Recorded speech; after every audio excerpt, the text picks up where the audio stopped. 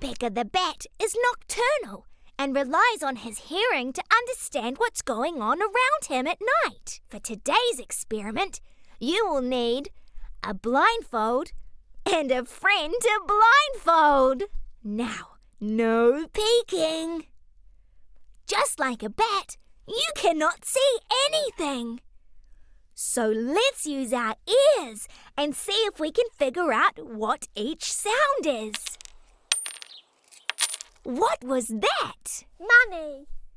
Yes, it was coins being dropped. Nice work. What about this sound? Water going into a cup. Yes, it's water being poured. Well done. Here is another one. Listen carefully. Zipper.